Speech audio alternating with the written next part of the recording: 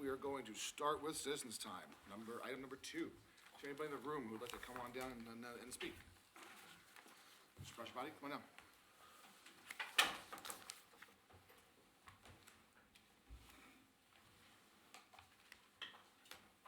My name is Sunil Prajapati, and I am a long-term town resident. I appreciate this opportunity to speak today. I wish everyone a very happy, healthy, and successful New Year. I know that the town still has unfinished business of providing justice to me and my family. If and then that may happen someday, but today is all about celebrating the new year and to talk about our collective vision for the town's future. I have a question for everyone in this meeting. Question is for all residents, select board, senior management, and all town employees. This is a rhetorical question, so you do not have to answer, but you should think about it a lot. And the question is, why do we come to work for the town of Burlington? What is our purpose, our mission, and our vision? The answer, which most likely is clear to most of everyone, if not all, is that we are here to serve everyone without any prejudice of race, religion, sex, sexual orientation, and a long list of factors that have affected our country for centuries. The same reason should be our second most important reason and our 100th most important reason. Essentially, our top 100 reasons to come to work in this town hall are to serve our residents in a very efficient manner with our highest respect and with our best attitude and without any discrimination to anyone. Our next reason for coming to work, besides the paycheck for those who are getting it, is to make Burlington the best place to live and work in the state. There are many KPIs that we can track to ensure our town becomes the best, but none of them will matter if we do not do the first thing first, which is to serve everyone without discrimination.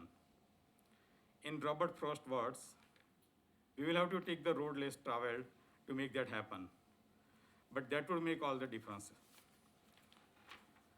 Our town is not about houses, apartments, schools, malls, offices, and hospitals. Our town is all about people and families who live and work here. The single most important resource in our town is the town's human capital. Let's please work together to uplift that human potential and spirit to make our town the best place to live and work in this promising new year. Thank you for allowing me to speak today. Thank you, Mr. Prashpati. Anybody else for citizens' time? No? Anybody online? I forget how you just raise your hand, right? Yeah, star 3. What was that, Lynn? Star 3. Star 3 to raise your hand. No? Okay. Moving on. Item 2, we've got an appointment for a civil engineer. Mr. Hayes, come on down.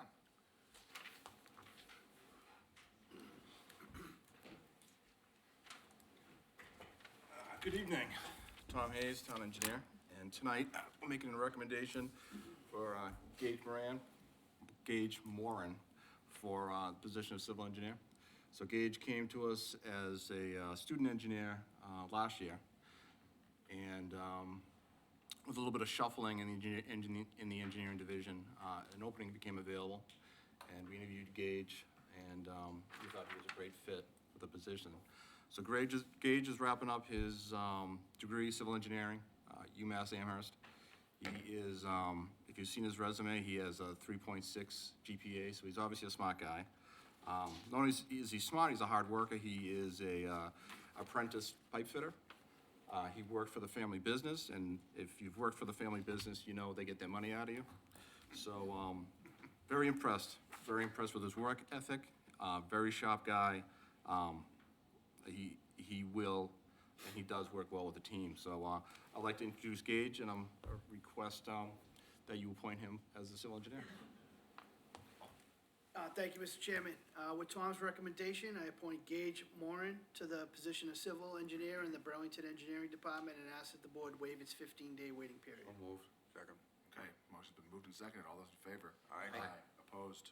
Abstained? 5-0. Good to hear tonight, Gage, Tom. congratulations. Is he here? Is he here? Yeah, there he is. Where he is? Come on down. I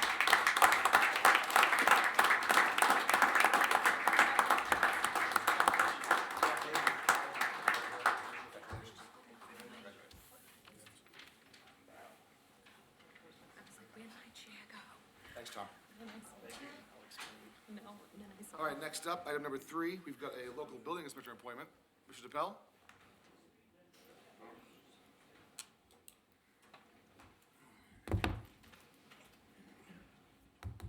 Thank you, Honorable Board. I'm here requesting a respectful appointment for Mike Kenny to become a local building inspector. Mike worked for the town back in 2017 to early 2021. He moved on due to a reorganization of the building department when I came on board. We're happy to have him back, and I respectfully request a reappointment. Thank you, Mr. Chairman. With Mark's recommendation, I appoint Michael Kenny to the position of local building inspector in the Burlington Building Department and ask that the board waive its 15-day waiting period. So moved. Second. Okay, it's been moved and seconded. All those in favor? Aye. Opposed? Abstained? 5-0. Welcome back, Mike. Congratulations. Welcome back. Thank you.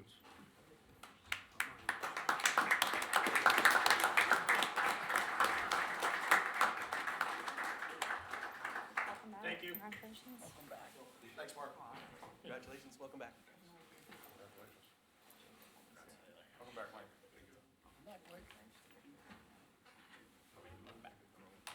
Yeah, sometimes it's the simplest solves, right? All right, next up, item number 4, we've got a couple of appointments within the fire department.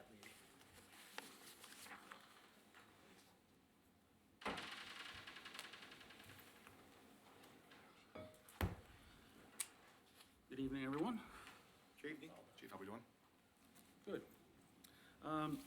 First up, I have a recommendation for firefighter Brendan Michikay to be promoted to fire lieutenant. Firefighter Michikay was chosen out of 3 eligible applicants. This followed a series of interviews and a review of all resumes and personnel files. Twice in the last 2 years, firefighter Michikay has served as acting lieutenant. He has nearly a year and a half total in those times. He's proven himself capable and worthy of a permanent promotion. Career highlights, he's been with us for 16 years as a firefighter, acting for a year and 5 months. He was a civilian dispatcher for 4 years prior to that. He's a certified firefighter 1-2, certified driver operator for both the pumper and the aerial apparatus. He's a certified fire officer 1 and 2, and he has his bachelor's degree in fire science. He's also worked at the Mass Department of Fire Services for over 10 years. He's part of a statewide response team for large-scale incidents, as well as a support staff, commercial vehicle operator for the DFS and the Mass Firefighting Academy operations. Firefighter Michikay is an experienced and knowledgeable firefighter with proven abilities in the role of acting fire lieutenant. He's an excellent choice for promotion to permanent fire lieutenant at the Burlington Fire Department. Thank you, Mr. Chairman. With the chief's recommendation, I appoint Brendan Michikay to the position of lieutenant in the Burlington Fire Department and ask that the board waive its 15-day waiting period. So moved. Seconded. Okay, it's been moved and seconded. All those in favor? Aye. Opposed? Abstained? 5-0.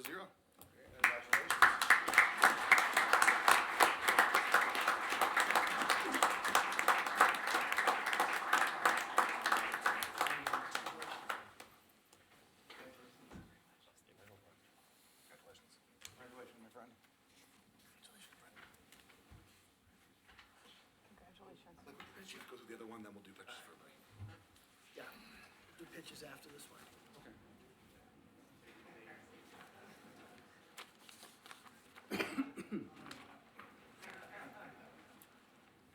Okay, so with With that, we have the next promotion recommendation is Lieutenant Michael Bibby.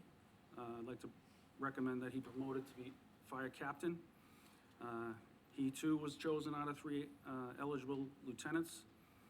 Deciding on Lieutenant Bibby was also followed by interviews and review of resume and personnel files. His career highlights: he's been a fire lieutenant for 4 years, a firefighter for over 30 years, certified fire instructor, certified fire officer, certified fire inspector. He has his associate's degree in fire science, and he's currently working on a bachelor's degree. Lieutenant Bibby has worked as a fire alarm technician in the past, and that's very useful for us to know the ins and outs of fire alarm systems. He's a resident of Burlington, a graduate of Burlington High School. He's raised his family here. He's an experienced firefighter and fire officer, and I believe an excellent choice to be the next captain at the Burlington Fire Department. Thank you, Chief. And with Chief Connery's recommendation, I appoint Michael Bibby to the position of captain in the Burlington Fire Department and ask that the board waive its 15-day waiting period. So moved. Seconded. Okay, it's been moved and seconded. All those in favor? Aye. Opposed? Abstain? 5-0-0.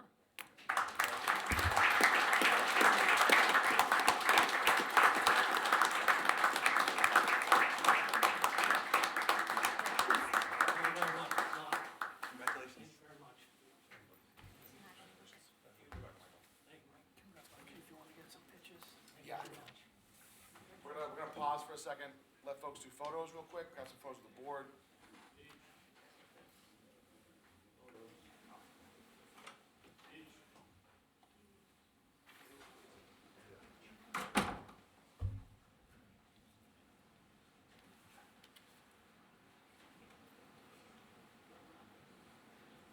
You want a picture with me?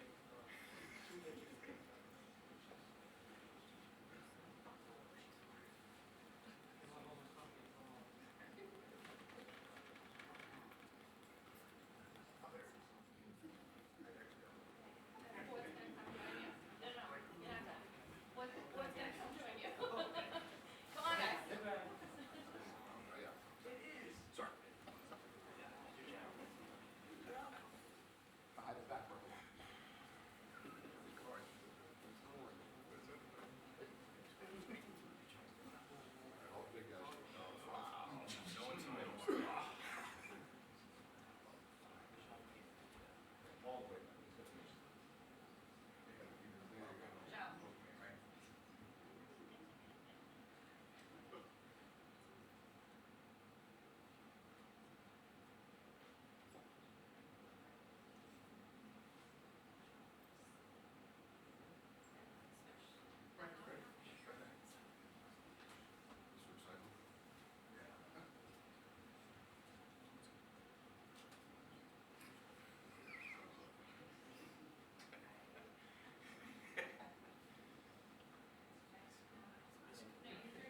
Yeah, you gotta stay, get out of the way.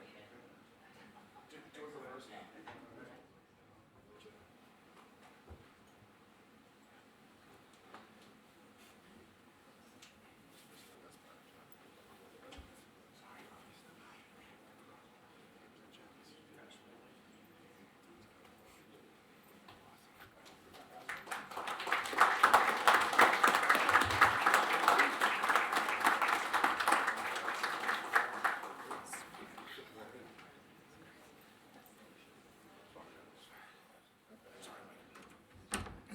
Give them a minute. Chief, thanks so much. Yeah. Oh, mine just sank too. Paul, weren't we getting new chairs? That's why I was gonna tell you to check yours tonight, 'cause Both our chairs just gave out at the same time. last time, that was him the whole meeting. Oh, this is great. These are awful. Oh, I'm gonna just stand up the whole. You got the convertible. Yeah. Like a 50. Hey, what's up, buddy? Good to see you. Look at you, apparently he's been for him. Nose height at the desk is. No, that's what he was texting me, so then I like had to do a scan of the room, I'm like, alright, he doesn't really know who he is. Well, it concerned me for a quick second that he might.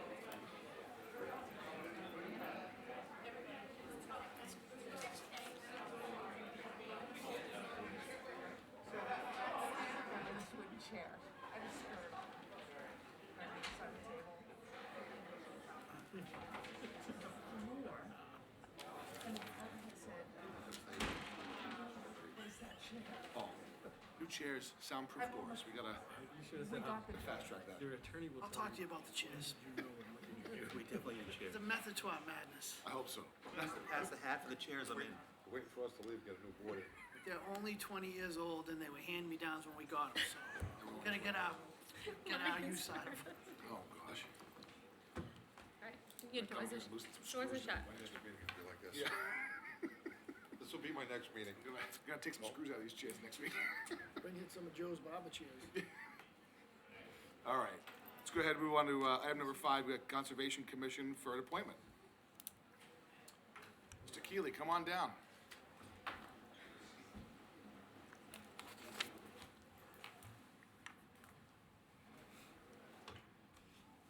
How's it going? Good, how are you? Good to see you. Happy New Year. Same to you. You want me to? Ready to go. Okay, so we have a vacancy in the Conservation Commission. Gretchen Carey, God, I'm losing it. That was a while ago. Jennifer O'Riordan just stepped down, and we have done a lot of recruiting, and we found Rob Sheehan to fill the vacancy. Rob is a resident for about 10 years, originally from Arlington. He's working at Mass General Brigham, and seems very interested in conservation, enthusiastic about open space. And so we're recommending him to fill the position immediately on the Conservation Commission. Okay. Thank you, John. With John's recommendation, I appoint Robert Sheehan to the Conservation Commission in the town of Burlington and ask that the board waive its 15-day waiting period. So move. Second. Okay, it's been moved and seconded. All those in favor? Aye. Opposed? Abstain. 5-0-0. Congratulations. Congratulations. Thank you very much.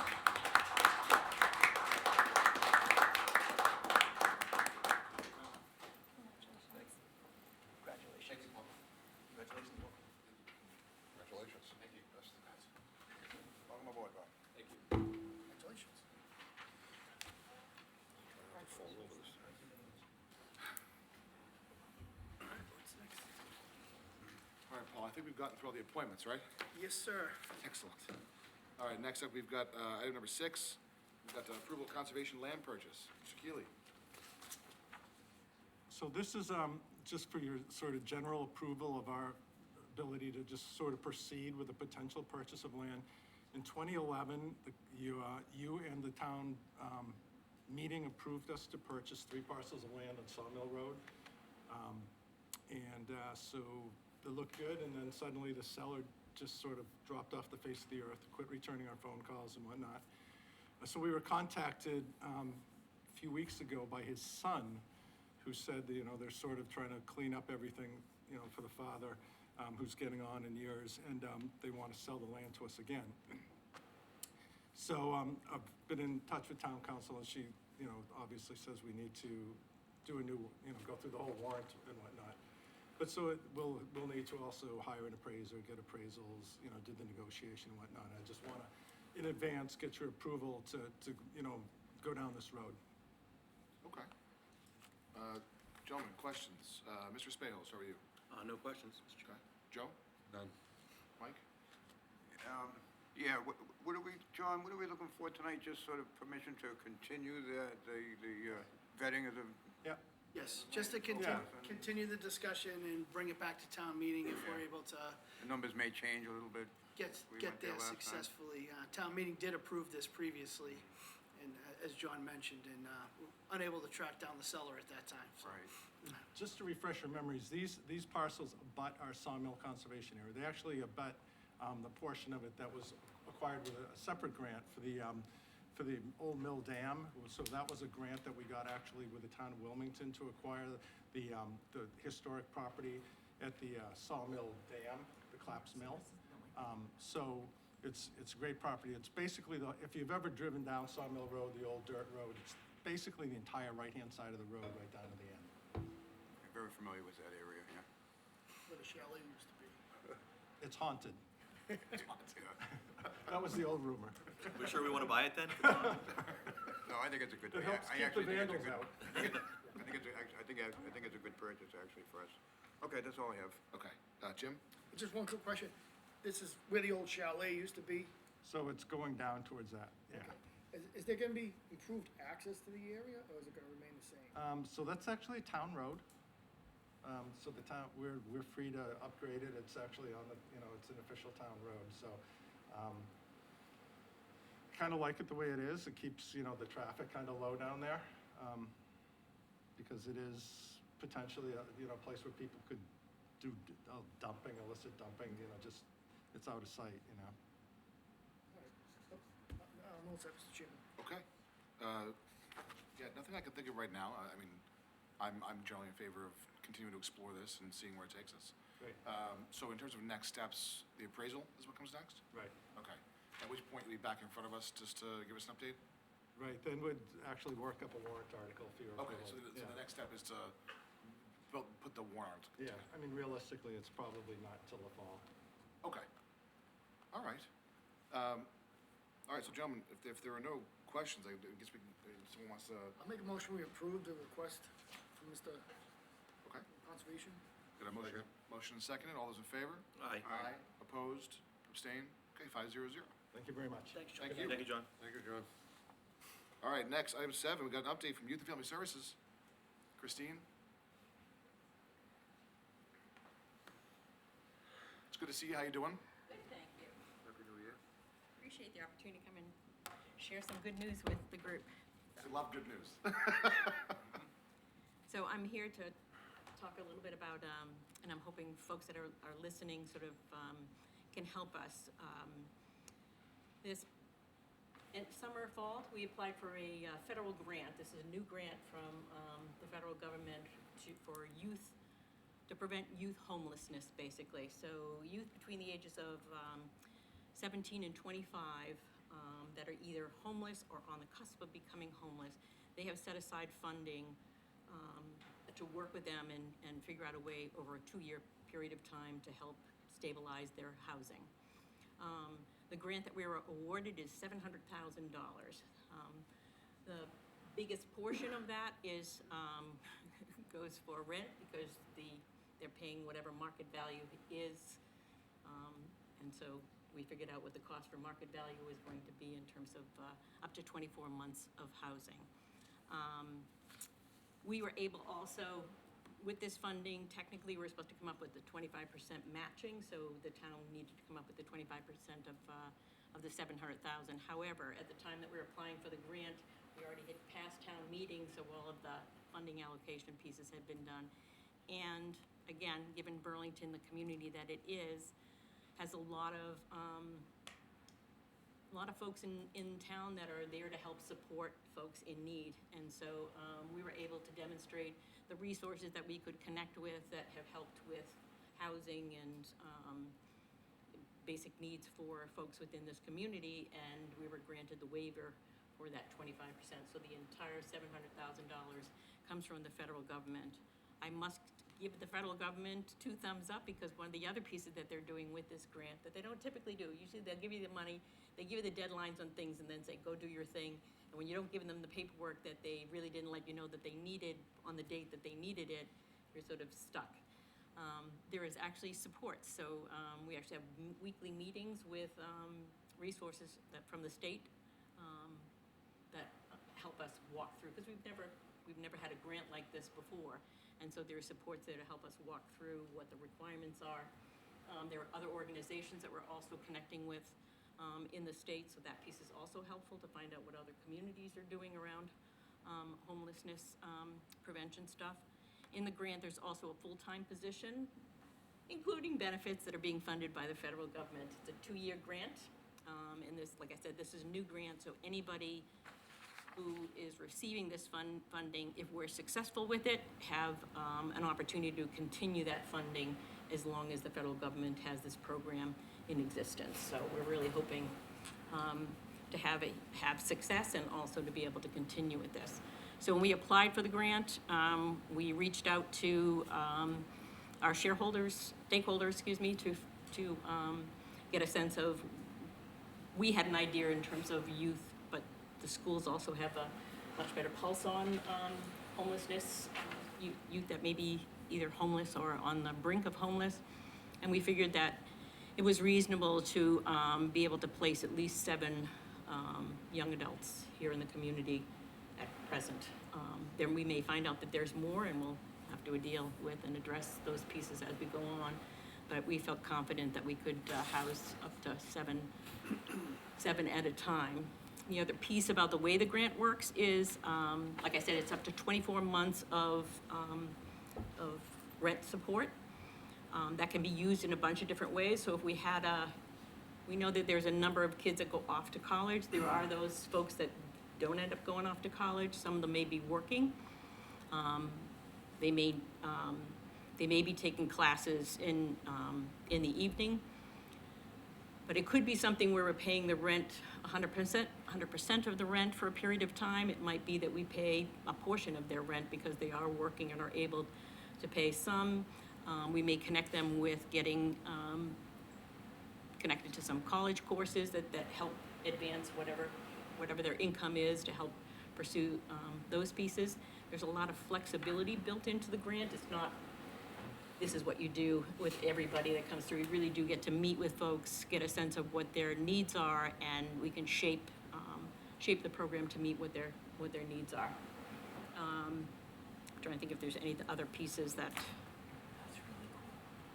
There is funding that's also available for whatever barriers get in the way of people being able to sustain housing. So for example, some people have a hard time getting rent because, utilities, because they didn't pay a bill, 2 years ago, and then when they go to try to turn the utilities on in another place, they can't do that. So there is funding available to be able to wipe out that debt, so it helps them move forward. Some people that don't have the resources to be able to get a driver's license, we can help them with those supports. So we're looking forward to sort of working with the cohorts that we work with already and finding ways to be able to help folks in the community. So Awesome. I think that's enough. What do you think? That's great. All right, let's questions. Jim, we'll start with you. No question, but Christine, again, I want to publicly thank you for what you and your group does over there. A lot of people don't realize that what goes on over there. And you're there helping people who need the help, and if people don't necessarily need the help, they don't know a lot about youth and family services. I know you and I have talked about going out and promoting the group more, just let people know that it's out there if they need it. But just thank you for all that hard work you guys do over there. Thank you. The other piece I could say, if you don't mind to add to that, it's like during the pandemic, we helped secure funding for close to a couple of dozen families in the community. And we're looking at like $18,000 of not ARPA funds, but the RAFT funding, so helping with rental assistance. So in this community, we brought in close to $300,000 of rental assistance, and we're continuing that piece. There are some families this year that we've, it's up to $10,000 now, but we have about 8 or 10 families that we've worked with securing the RAFT funding for housing. So we all know housing, the cost of what it costs to house, and there's a lot of people that just need a little bit of help on a monthly basis to keep their heads above water, and so we really have been able to connect people to those resources. Yeah, thank you, Mr. Chairman. Christine, that's certainly welcome news. That's a considerable amount of money, and I think it'd go a long way in helping, a lot of these at-risk youth that you're targeting. Being involved in some of the local housing programs for a number of years, Yeah, I'd like to connect with you. I did get your email earlier. I'm sorry, I I've been did, so I busy all just day. would like to offer myself as a volunteer. I think you get a little bit of a heavy lift there going forward. I'd be happy to help Excellent. any way I possibly can, and I can approach the Housing Partnership Committee as well, and perhaps we could be of some assistance as you get the program up and running. But very exciting news, and thank you for being here tonight. Thanks. Yep. Christine, thank you. What can we really say? 'Cause you guys basically said it all, so the work that you do is incredible, so thank you. Appreciate it. Our town does also. Thank you. Mike? Thank you, Mr. Chairman. Congratulations to you and your team on getting the grant. That's a big number, very impressive and great work. I have more of a question. To see the words youth and homelessness next to each other, it's kind of really disheartening. I didn't even know this was an issue. Is this a big problem in the area? And are you finding this a lot? Or are these kids out on the street? It's such a critical time for development in a person's life. And to hear youth homelessness is just really hits hard. It's a problem in every community. To what degree it is varies from community to community. But there are oftentimes families where when a kid turns 18, they're on their own, and that piece is really complicated. It's not, I think oftentimes we think about how, I know when I was 18, it was possible for you to go out and get an apartment and support yourself. It's not really possible for somebody at that age. Okay, well, thank you. Thank you for all the work you're doing. Thank you very much. Thank you, Mr. Chairman. Yeah. My only question is actually around that, Christine, which is, you know, we can support 7 kids for up to 2 years, right? Yes. As a part of that, I assume that we're trying to break down the barriers to why they're in this position to begin with. Yes. Because we don't want to just pull the rug out from under their feet in 2 2 years. years, exactly. Right, okay, awesome. And then we would be looking at that point at sort of like the state, there are programs in the state to help, you know, people keep their head above water. There may be folks that we connect with those resources as well, but yeah. All right. Well, that is great news. I mean, it's not great news that we have the problem, but it's great news that we have the funding to help attack Yes. the problem. So, thanks so much for coming in. Thank you very much, I appreciate the Thank you, time. Christine. Take care. Bye-bye. You too. All right, up next, item number 8, we got an update discussion for property relief tax programs.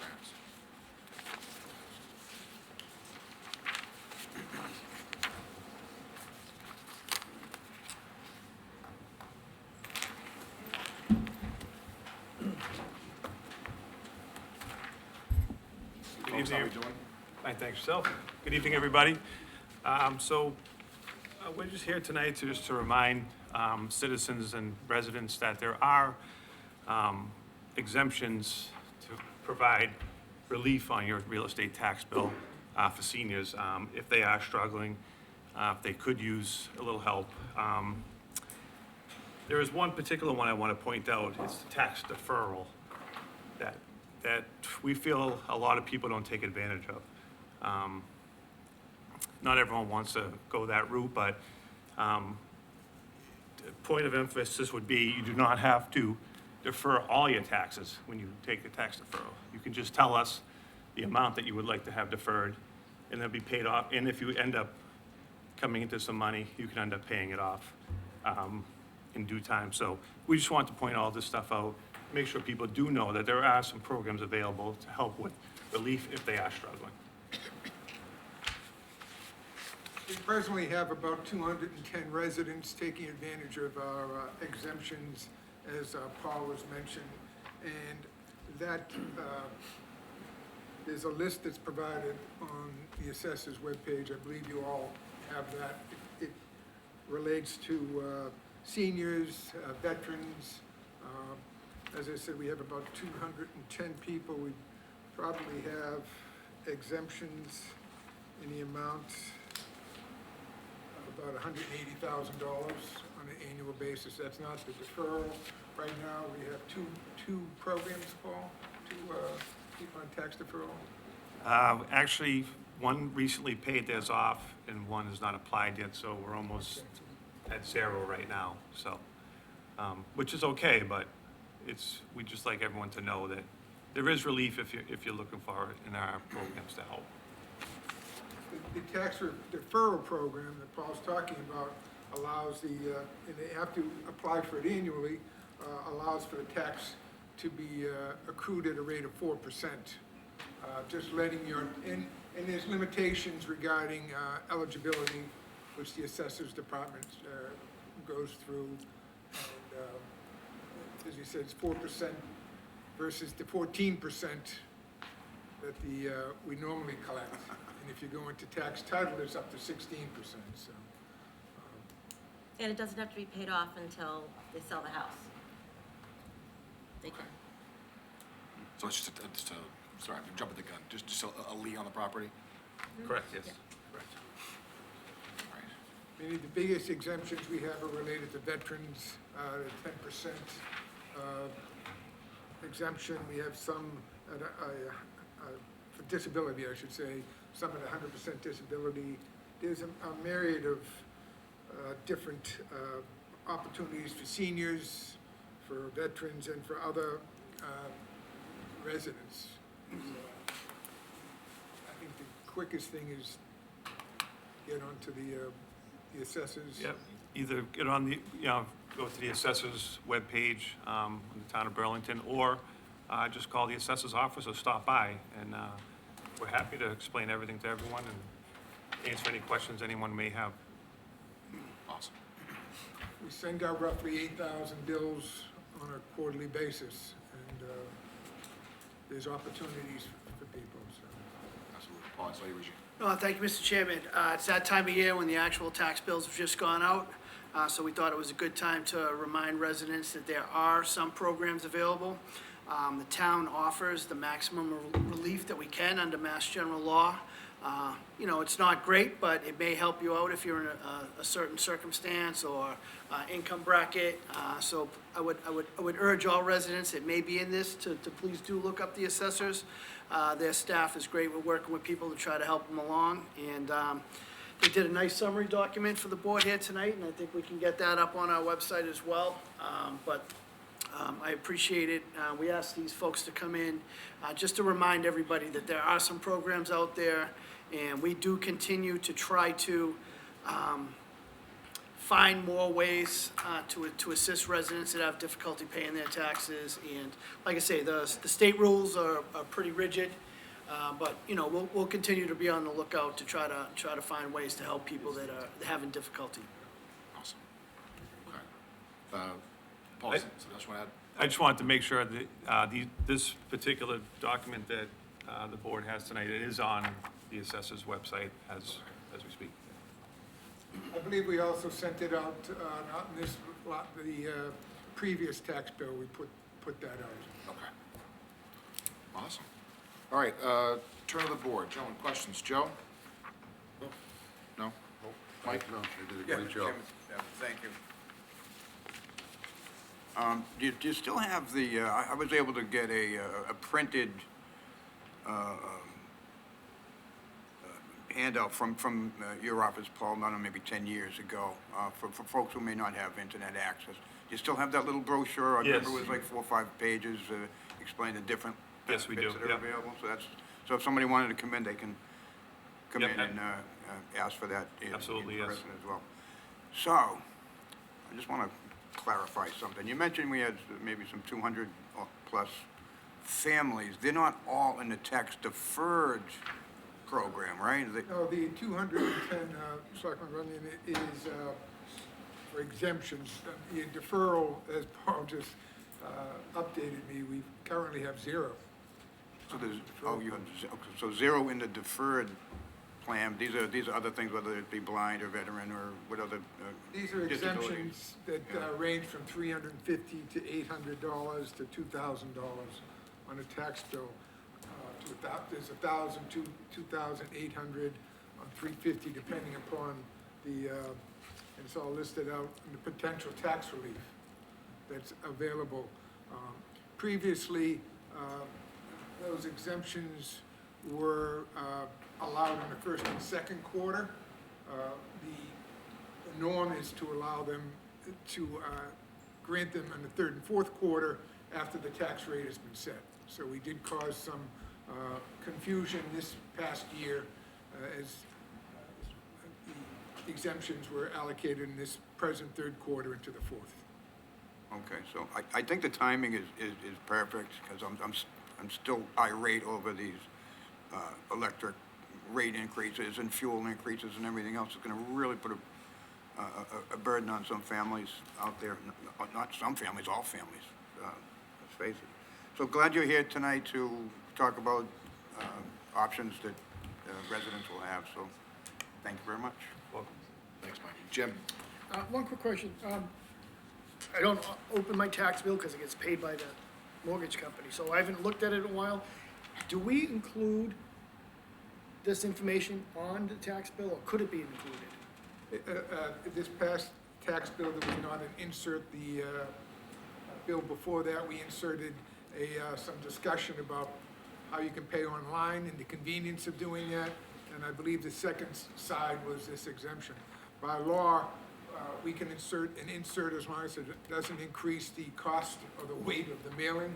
That's really 8.5 by 11. I've had a couple of different departments request to add information to our next tax bill. So it's sort of getting crowded what the insert will be, but yes, we should do that on a more normal basis. I looked at some other towns who utilize that tax bill as almost a newsletter on one page. So it's something we're looking to do in the future. That's it, Mr. Chairman. All right, Mike, anything? Thank you, Mr. Chairman. Just want to say thank you for the updates. Good information, especially with inflation and the higher home heating and oil prices and stuff. So thank you. It's good. Glad to let people know. Thank you, Mr. Chairman. Yeah, of course. Yeah, obviously, thank you, all three of you, for this information.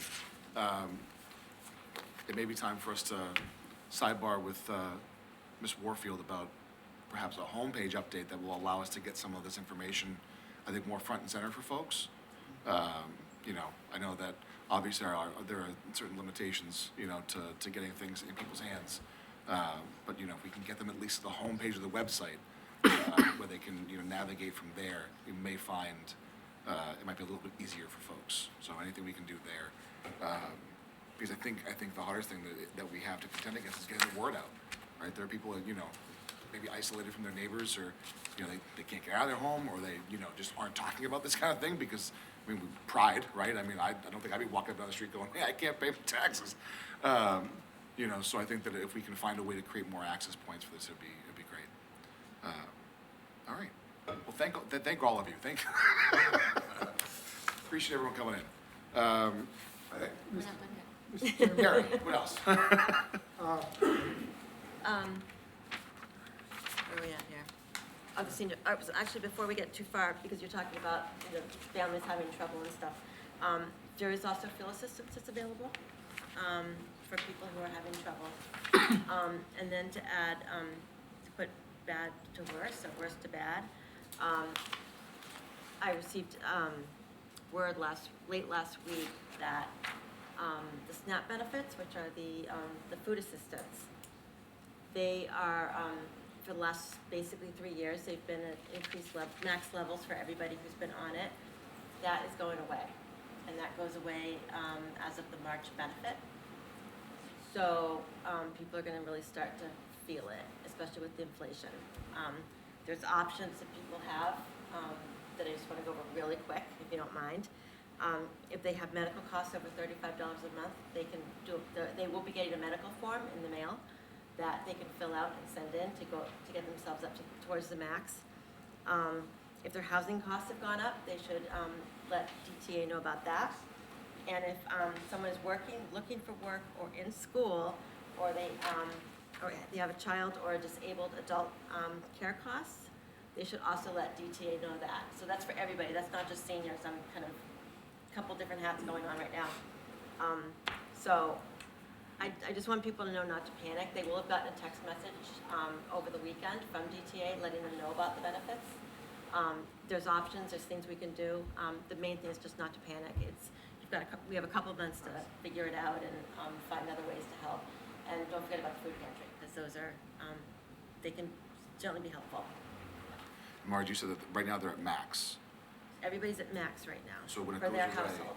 is it just coming down to a Whatever they would have been pre-pandemic? getting. Okay. It depends on their income and how many people are in the household.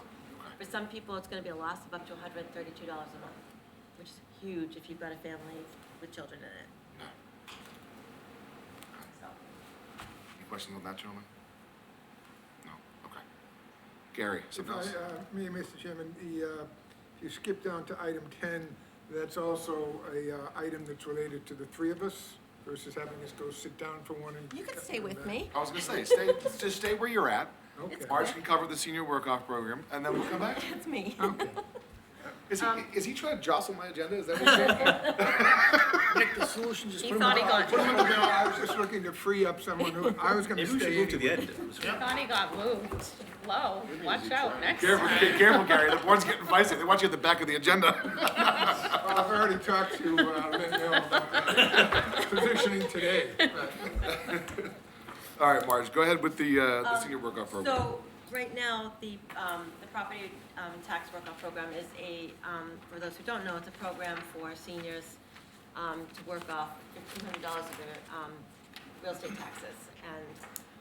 And what they're getting right now is equal to $12 an hour. We are requesting that go up to $15 an hour, so it equals, what's the word? Minimum wage? Thank you, minimum wage. So it's equal to that, so, and they would they would be able to work less hours for that. Okay. It wouldn't go up in amount. How many hours are they working now, and what would it go down to? It's $1,500.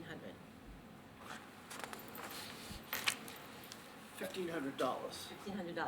Oh, it's what they. Divided by, Hours. Yeah, no. No idea, I knew what you meant, sorry. It's 125 hours they have to work. Okay. so We had Ms. 10 people take advantage of it basically this past year, roughly a savings of about $13,000 to those individuals. So it's very helpful off their tax bill. Yeah. But given that we can't even get high school kids to work for $12 an hour in the summer anymore, we felt it would be appropriate to raise the de facto hourly wage that the credit is based on to the minimum wage at least for this program. All right, gentlemen, questions? Mike, you want to start? I just, I mean, it's something we can do here, we could Yes. go to the board and it's done? Good? Okay, that's all I have. Okay, Jim? No questions. Joe? Mike?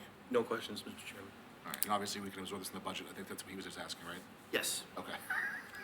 I was looking down for a hot second, I missed your question. All right, well, if there are no questions, I'll entertain a motion. Mr. Chairman, I'll make a motion to approve the senior work-off program to $15 an hour to comply with minimum wage. Seconded. Okay, motion been made and seconded, all those in favor? Aye. Opposed? Abstained? 500. All right, Thank you. thank you, that checks that box. All right, Gary. Item number 10, Elderly and Disabled Taxation Fund Committee. I believe we put out a request for some citizen participation, looking for 3 members. I know that was put out by the town administrator's office, so we're just looking for those appointments. Thank you, Gary. We actually got 0 responses to that request, but I did make some phone calls and twist a few arms to try to get 3 members so that we could get this program going.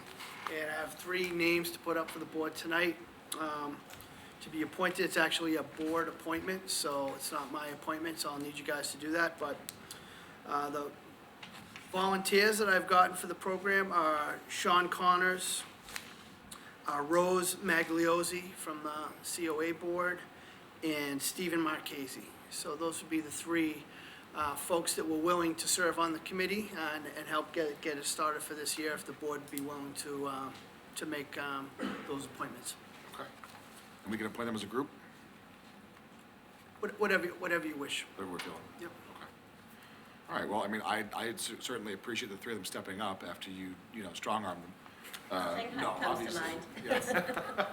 Now, obviously, I appreciate, especially when we get 0 responses, right? I know that, especially during the holidays, it's hard to get people to be available to have a conversation with that, but, I mean, this is a problem that we're struggling with now, and I think that we'll continue to struggle with, is getting people to volunteer for things. Okay. Gentlemen, any questions or comments about the 3 potential appointees? No? All right, then I'll entertain a motion. Mr. Chairman, I make a motion that we approve all 3 as presented tonight. Second. Okay, motion's been made and seconded. All those in favor? Aye. Opposed? Abstain. 500. All right. Thank you. Thank you. Thank you. You will be last next time. All right, item number 11, we got a discussion for body worn cameras program. Chief?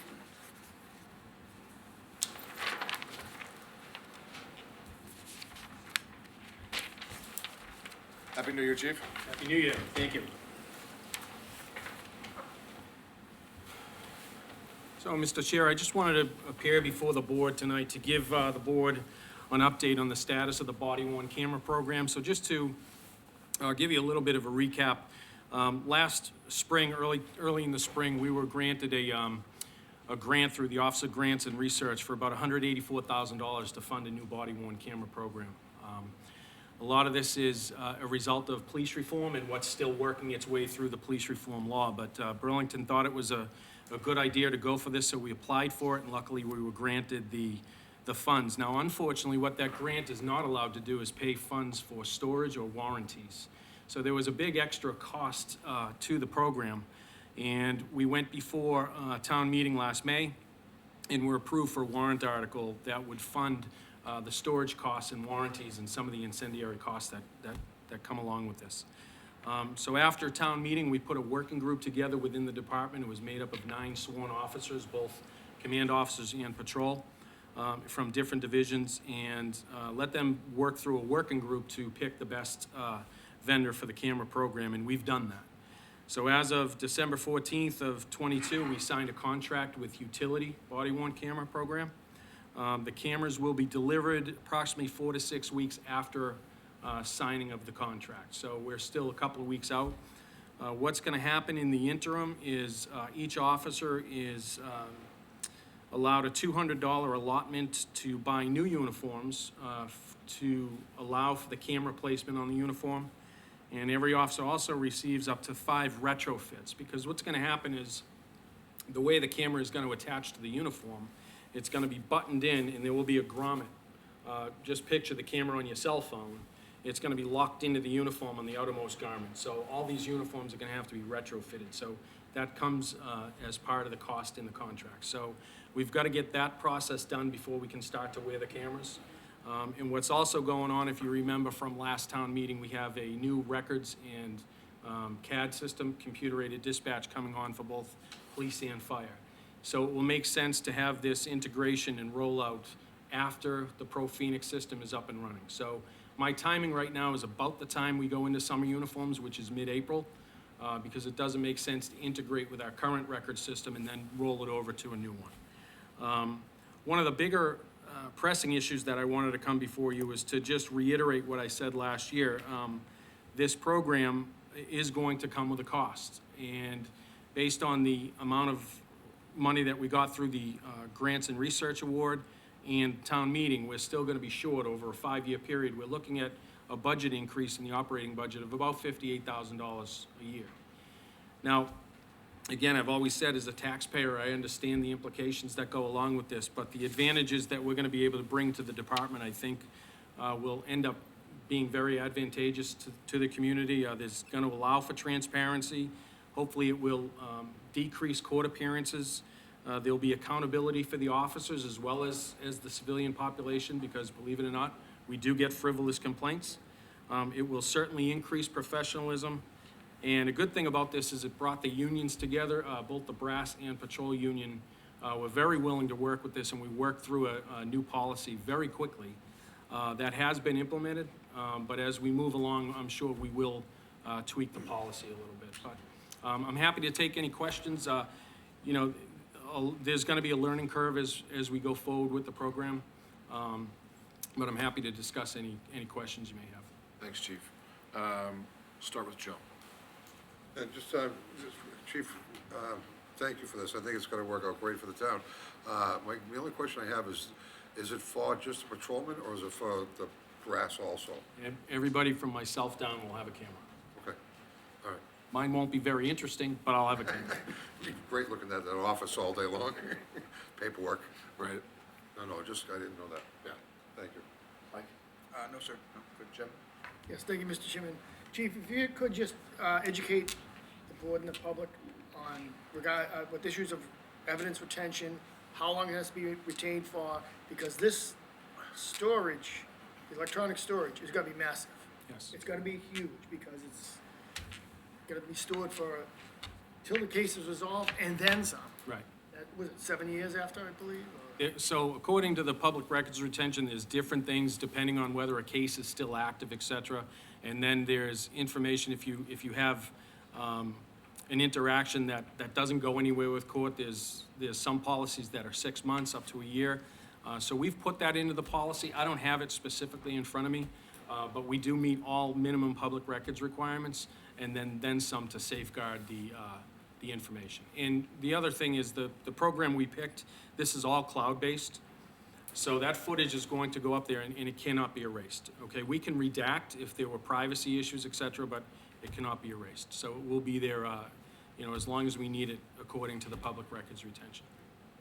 This is just quick follow. I'm glad to hear the storage will be cloud-based, because I'm sure, because I know that station physically could not handle anything more. I'll leave it at that. Enough said, thank you. Mike? Thank you, Mr. Chairman. Thanks for the update, Chief. Just a quick question, something we talked about before with this program.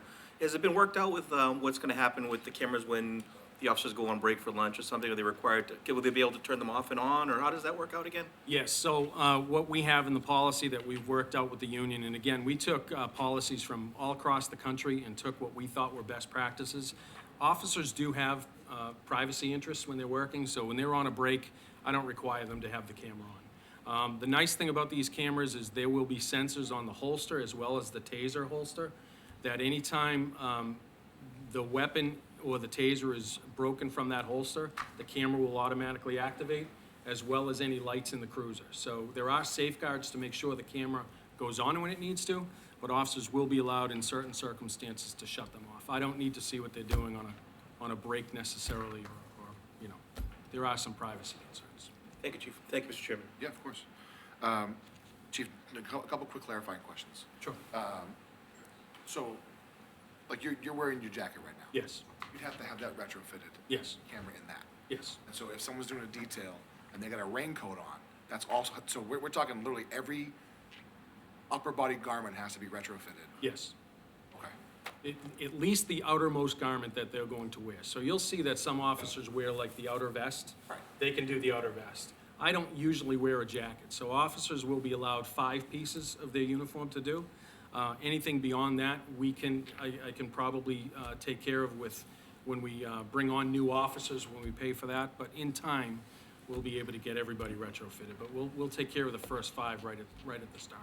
Okay. And then the 58,000 annually, that's just for storage? That's for the storage and the warranties. That's gonna go along with running the program on the cloud and the, also the integration between the records management and the CAD system. Okay. All right. And do we have a sense of, once we're up and running, roughly how much, like in terabytes, petabytes, like whatever we're talking about, like, we're talking about an absolutely massive amount of data. Massive, yes. And that's one of the reasons we went with this company, because they will store it on the cloud, and it takes that necessity out of the police station. Okay. All right. Okay, Yes, John. Thank you. Can I just want to add one thing, that, you know, we had asked Tom to remind everybody about the additional costs we talked about last year, so I thank him for bringing it up, and I thank you for bringing it up. But really, right now, it's sort of a guess for us. We haven't done it yet, so we don't know how much data it's going to be. We don't know how many terabits or whatever they're called, that fancy word.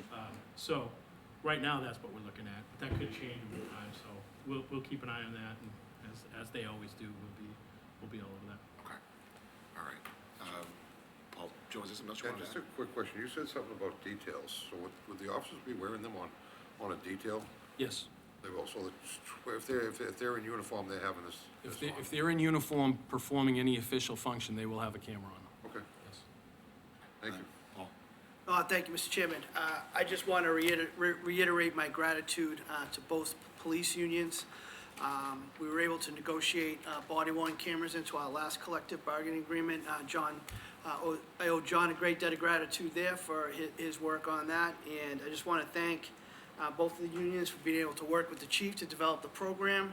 I think that the officers realize that this is a great protection for the officers and our residents, and we're really happy to get this program up and running, and I just want to express my gratitude to both of the unions for being willing to work with us on this. Absolutely. And Chief, thanks for coming down and adding more clarification. We always appreciate it. This is obviously a moving target. No pun intended.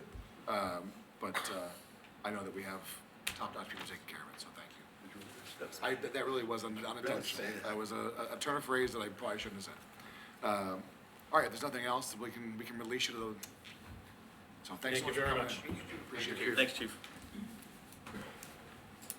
All right, item 12, we have got an approval for a possible street opening, National Grid, 34 Cary Avenue. We have proponents here for that?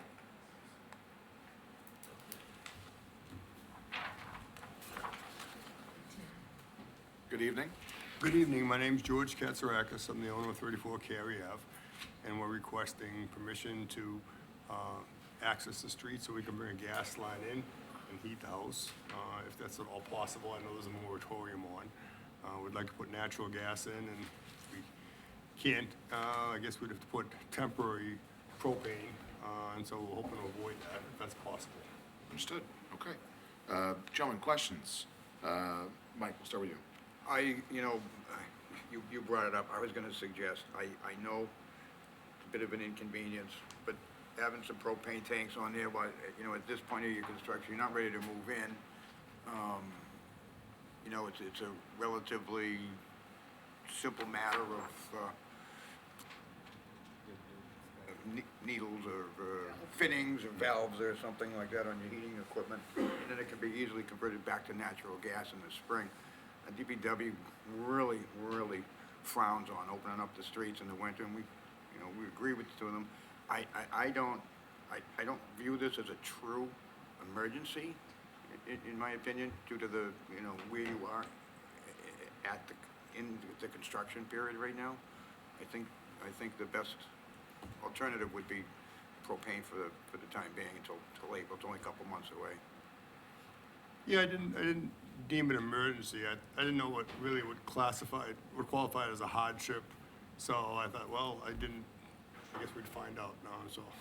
Well, we've had people before us in the past whose heating equipment just completely failed.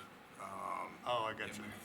Allowed them to get into the street, get the new gas appliances connected, but they're few and far between, George. Okay. I hate to say.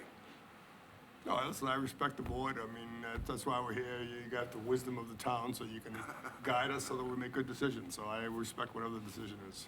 Appreciate that. Jim? I got no questions. No? Joe? Just real quick, how far away from you from moving in? Well, we're putting the windows in the next few weeks. So once the windows go in, then we can put the siding on. So I would say it's 3 months out. So it wouldn't be detrimental not to have it at this point, right? It would be an advantage to have it. Right. Restrictions that they have with the trenches that have to be backfilled every day, and the paved with Huff mix every day. Once the snows fall, work must succeed in season. Contractors responsible for the trench throughout the winter season. There's so many acclimates in here that just go like, it doesn't sound like it would be financially acceptable at this point, you know what I mean? And I'm all for, like, it takes one day, just get it in and get it out. Right. With all the other stuff going on, I don't know if it's gonna work or not, so. Mike? Thank you, Chief. Yeah, Thank of you. course. Thank you, Mr. Chairman. Yeah, I'd also side with the DPW on this. There's a lot of moving parts when you're breaking in the roads in the winter, and we have seen issues with paving and, street issues, and it just seems like it would be safer just to wait. Just my opinion. Thank you, Mr. Chairman. Yeah, of course. Yeah, I saw the backup and I completely empathize. Have you priced out propane already? Do you know what it would cost to get you up and running to keep the project moving? We're gonna keep the project moving, and, the plan B is to go with propane temporarily until we can get the house buttoned up, and then I think the moratorium goes, is it through March? Yeah, it breaks, what, early April, April 1st? April 1st. Yeah. So we're talking two and a half months, from this week, we'll say. So, yeah, I mean, given the timing of the project, I think that you're in that window where, because it's not necessarily a hardship, where you're gonna get back in the house immediately, we prefer to leave the road. No, And Cary was just repaved recently, wasn't it? If I recall? I don't recall. I can't remember. I try to keep track of it, but, good luck with that. In any case, gentlemen, if we could, put it to a vote in the affirmative, and then if we're against it, we'll vote it down. So, a proposed motion might say that we're in favor of opening up the road, and then we would vote it in the negative if we so choose. You follow? What if we allow George to withdraw without prejudice his request? Okay. I think you can gauge where the board's going on this. I think that might make it a little easier. Sure. If he chooses to do that. Okay. The reason, Mr. Chairman, because at some point, between now and April 1st, there might be a time where he does need this for some absolute reason. So if he withdraws without prejudice, he can come before us again, as opposed to voting it down. Okay. I mean, I figured he'd be able to come back regardless, but I could be wrong in that regard. George, given what you've heard, do you want to withdraw without prejudice, or would you prefer we take a vote on this? No, I don't want to waste the board's time. I mean, it's pretty clear to me that we probably should wait. So if we're going to withdraw without prejudice, I'd appreciate that. All right. We'll do that. We appreciate you coming down, taking the time, and dotting the i's and crossing the t's, so to speak. Good luck with the project. Thank you. And hopefully you won't have to come before us again, and you'll have your house, and you'll be all set. Thank you for your time and consideration. Thank you, and good luck. Thank you. All right, up next, we got item number 13. We got a parking restriction for Ardmore Ave.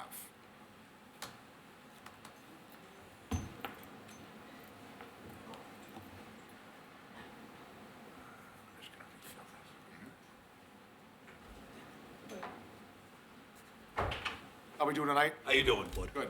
My name's Dutch Anderson, longtime resident of Burlington. Lived at Ardmore Ave over 40 years. Only time I've had an issue that I've had to make it down here was parking. Sullivan Funeral Home a few years back, got solved nice. The whole line, I'm sure, if anyone's gone to Sammy's for lunch or gone to the nail salon, they know how parking is over in that plaza over there. From 7 in the morning to 7 o'clock at night, the whole line, road is lined up with cars. Whether we can get some no parking or daytime restriction, something along that way so I don't park in front of my house and lose a side mirror from somebody driving down so tight. I don't know if you have had issues with fire trucks going down the road, plow trucks during the day. Like I said, if it snows out during the day, they're plowing during the day, it stops at night. They don't get one whole side of that road, and then it just freezes over. It's there all winter long. So I don't know how to resolve the issue or have a traffic study or something along that lines to figure out a way to solve the parking problem over there. Yes, my name is Mario Murillo, and for the past 10 years, the traffic in that street is from 7 o'clock until 7 at night. There are cars. There are over 18 cars parked every day. And for us especially, when we want to get out of our driveway, it's very hard, because there are 3 or 4 cars parked in the front of the driveway, especially now in winter time. If something happens, for example, if a fire truck or a police car wants to get in there, it's very difficult. Yeah, understood. Paul, anything you want to add to this? No, thank you, Mr. Chairman. We did notify all the residents on the street. Lynn had put together all the feedback we've received through email and through the mail, so that you're able to see the feedback that we've received in the office. And my discussions with the police department, they're pretty much indifferent. It's up to the board on this one. There's no issue either way from a police department standpoint on this, so whatever the board decides, we can get to work and implement on this. Okay. All right, gentlemen, let's do questions. Joe, you want to go first? Sure, I'll go first. So I've been down that road a number of times, especially the last week since I got this, and I work right down there, and I've seen the road, because we had an issue like this a few years ago, if the board remembers, across the street, where we actually went down with a few of us, and we walked the neighborhood to try to put no parking signs in. And trust me, I understand your issue. I can see it down there. I got to figure out some way to resolve it. That's the problem. A few years ago when we did this, when we went to go put the signs up, everyone's like, well, I want the sign, but not in front of my house. So if we put up a no parking sign in front of somebody's house, what happens is it means you can't park there either.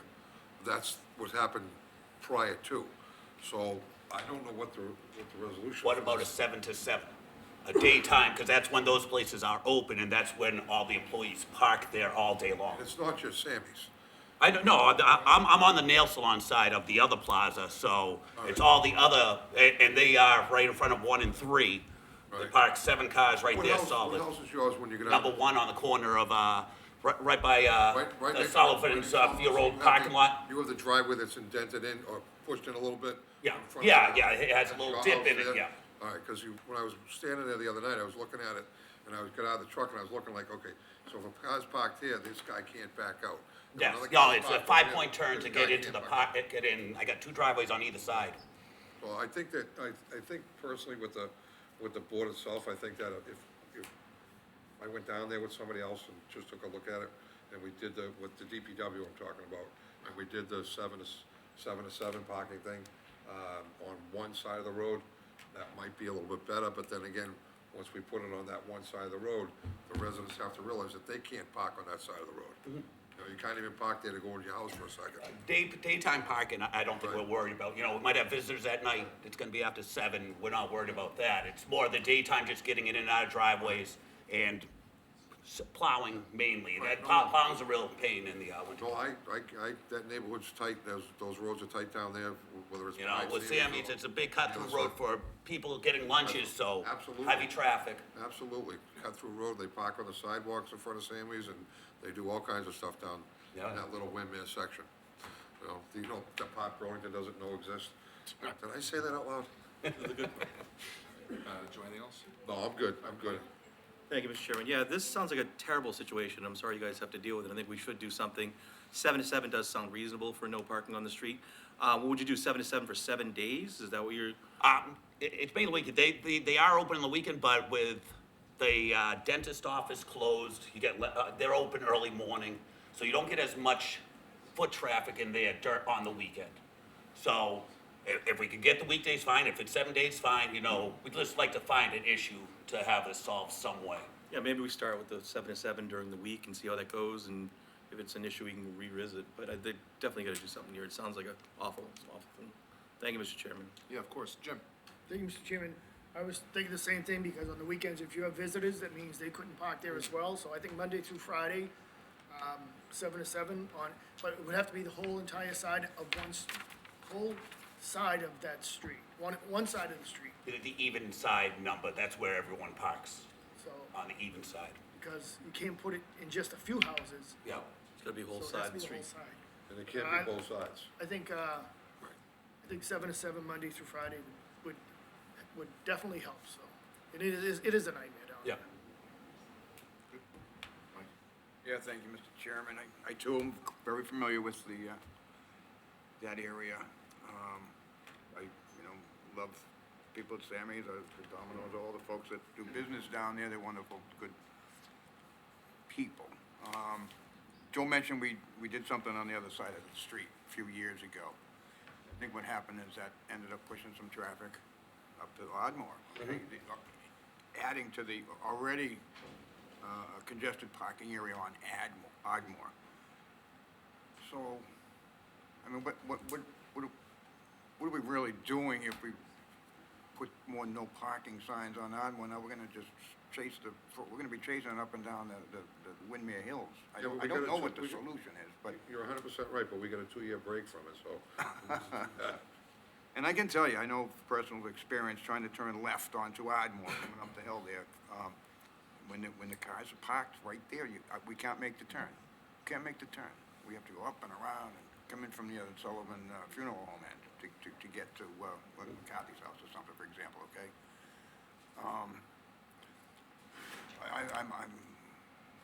I think, I'd like to try and address it, but I don't know what the answer is, honestly. Well, You wanna, I mean, I don't wanna booger anything up. If you guys are in agreement, wanna try some 7 to 7 signage up there, I'm willing to do that, but I honestly don't think that's gonna cure the parking problem in that neighborhood. It's got to cure it in Ardmore Ave neighborhood. So, you know what, like you said, in 2 years, you can have another neighborhood, they can come and talk to you guys. Heading down at Kevin's parking lot. Yeah, you want to say something? Yeah, just real quick, I think if I end up going down there with somebody from the DPW to look at the site and go over it and, what side of the road, and then talk to the fire department on how close to the corners so that people can actually get in, and then whatever side of the road we decide would be better, just during the week from 7 to 7, during the week, and on the weekends, just let it go. So, and then we have to talk to DPW about actually putting the signs in. So would it be now, or would it be in the spring when the weather starts to thaw out a little bit? I know it's gonna get cold and we're gonna have snow left and right, so, I don't wanna table this, I wanna do something tonight if we can. Yeah. But maybe it would be better for us to do it in the spring, because who knows, I don't wanna dig up someone. As long as it's done eventually, it's not like that for the next 10 years. That's what I'm thinking. Yeah. You guys in agreement with that? I think so. I think that if the action tonight is to say that we're gonna put together 2 select board members to go out and explore that, because to both your points, this is a bigger problem than just your street. And if it's employee parking, even if we open up one side of the street to them, right, it's not gonna fit everybody, so it's not gonna spread into the neighborhood, right, which was, I think, the problem a couple of years ago, right? Yep. So if we just keep shuffling the problem around, we're not solving anything, we're just pushing the problem down the road, again, no pun intended. So, you know, the solve should be to look past Ardmore, right? Like, let's look at Ardmore, let's look at any other streets in the immediate vicinity and say, like, does this also require no parking daytime, weekday as well? And just, in this case, let the businesses kind of suss out where they're gonna have their employees start parking. I mean, that's, you know, Right. that's gonna have to be on them. So, I mean, I'm on board with that. I know, Joe, you volunteered. Is there another board member who'd like to? Jim? All right. So you got your 2 select board representatives, and then what we'll do is we'll have them go out and look at it with DPW and fire and talk to whoever, if they want to get police involved. Report back to this board so we can take action. I think the reality is that it'll probably happen in the spring. You know, not to speak for the entirety of the board, but I think it just makes more sense by the time we order the signs and then go to install them, we might as well just wait for the ground to be thawed. But we'll report back and we'll let you know, at least via email, phone call, what's going on. That we won't drag you back down here, and we'll go from there. Thank you very much. Okay, that work? Yep, absolutely. I'll get in contact with Jimmy, and someday we'll just go down there and take a look at it, and I will talk to the fire department and see what goes on with that, what they think, okay? Thank you very much. Thank you. All right? All right, thank you all for coming down, we appreciate it. Oh, can I ask one more question Yeah. before you leave? Somebody said something about handicap. Who's handicapped down there? Wife. Your wife is, okay. Does she drive? Does she have a handicap Does. permit? Do you have it? Yes. Okay, so are we looking at it? No, I don't need to see it. I Just in case. I use his all the time, so it's all right. And I'm driving 60 years and I never had any accident. Well, God bless you. That's a good thing. Should we look? I need help, please. Help in that street, because the car, when I come now, Yeah? it is, I feel like shooting. Oh, hey. We're gonna strike that from the record, don't let that get written. Cut the camera. Yeah, that's how you feel, because you. God, I love old school. My car, I have a good car, but It's okay. they park it, they don't care. We're gonna They fix don't it. care. I'm living 55 years in this town. We're gonna fix it. I have the right, I pay my tax. Absolutely. Absolutely, you're right. Not only that, I agree. they're trash, they throw Okay, the trash so- out in our bins, they're to pick up that stuff after. It complicates the whole Yeah. thing. We Yeah, understand. so we'll talk about the handicap later. All right, thank you. Thank you, sir. Thank you for coming down, we appreciate it. And please don't shoot anybody. It's an official recommendation from the Board of Selectmen. All right, next up, we got item 14, discussion approval for parking restriction for B Street.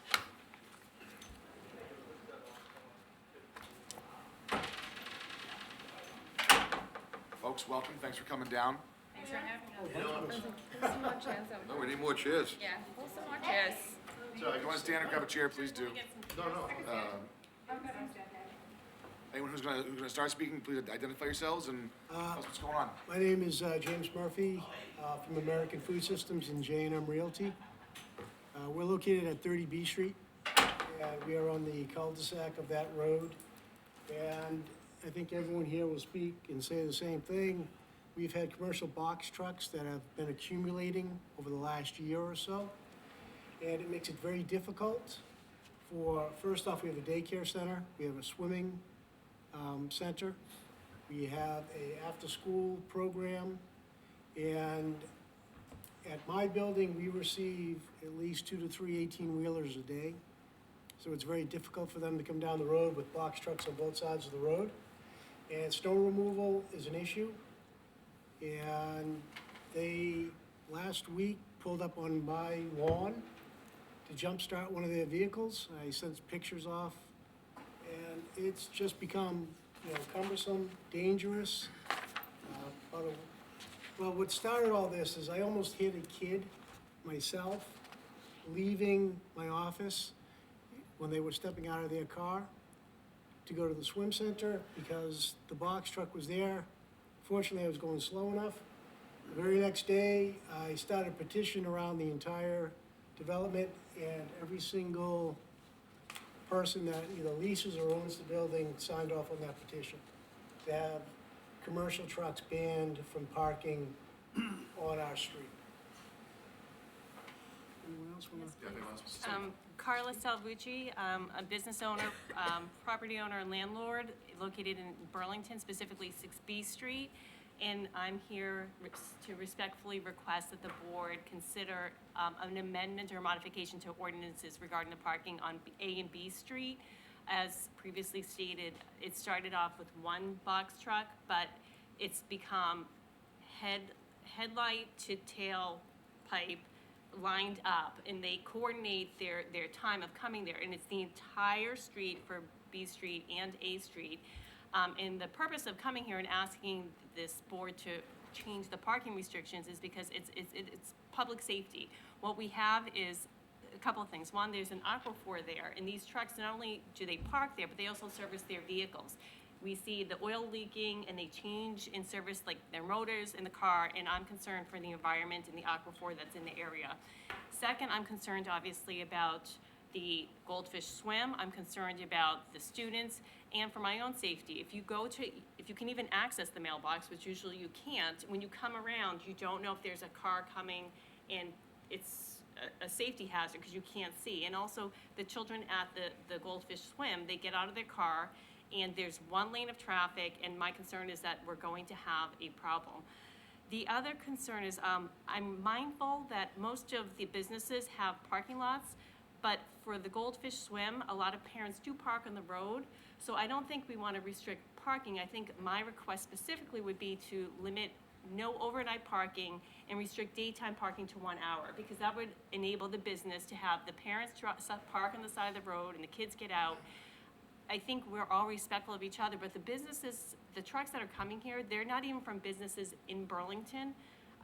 These are companies that, from what I've seen, are out of state, and they've just realized that they can park there, not pay any taxes, and they have this shuttle service, and they get in their car, they wait for somebody, they drive their truck, another truck keeps their spot. They're basically running an enterprise, and you're not reaping any of the tax dollars. And those of us that are paying taxes, for instance, our company is a construction company, we have a fleet of trucks, and we pay taxes in another city, and we rent space in another city to park our vehicles. Had I known, I would have just parked them up along 6B Street, but I'm respectful of the neighbors and the community, and like being here, but this is kind of, it is a hazard, but it's also an imposition on those of us that work there. How you doing? My name is Jackie. I run the daycare at 39B Street. I also agree with everything they're saying. I do have personal issues as they like to park in my parking lot. I've reported to the police numerous times. They just tell me to have them towed. Nobody wants to tow them. I had another truck there this morning. Last week there was one in my parking lot for 3 days. My concern is, again, going up and down the street with the people parking from Goldfish on one side, the box trucks on the other side. If there was ever an emergency, a fire truck would need to come down there. I'm not quite sure how that's gonna work out, especially with how compact the street is. So those would be my basic concerns along with all of theirs. But I struggle with them personally parking in my parking lot. I have private parking signs up. I've made numerous reports and they just continue to park there. Thank you. Anybody else like to speak? Well, I mean, my child goes to Burlington Daycare, John Whalen. My child goes to Burlington Daycare. And yeah, I was becoming concerned with the trucks too. Well, especially at Goldfish, no way you're fitting a fire truck when you have the parents on this side and the box trucks on this side. There's almost accidents all the time because you have to wait, because it turns into a one-way. And then, like you're saying about kids getting out there, you know, the door opens, it's close, you know? And just, I think a safety hazard. And when they line the cul-de-sac, the trucks are half in the entrances and exits, the noses of them. So, just, you know, it's definitely become a problem. I mean, I heard that a lot of them lived, you know, Lord Barron and Beacon Village, and they're just independent contractors for Amazon, and those are their trucks. But they're still US DOT labeled with commercial plates. So. Understood. Does anybody else want to say anything before we turn it back to the board? No, I agree with everybody. I'm with EBI Consulting. I've had a 617 passenger van sitting out front of our building for a month and a half, and it has about 20 tickets on it. And again, they're blocking our driveway, so when cars are pulling out, they can't make the turn, and they are gonna hit one of these children one day. So our employees are scared to pull out of the parking lot. So we're trying to make it, you know, an environment where they feel comfortable. And it's getting worse. I meant to say that, thank you for starting to ticket the vehicles, because you can see all the tickets on them every day when you go down there. Especially that, but she's right about the bus, it hasn't moved in definitely over a month.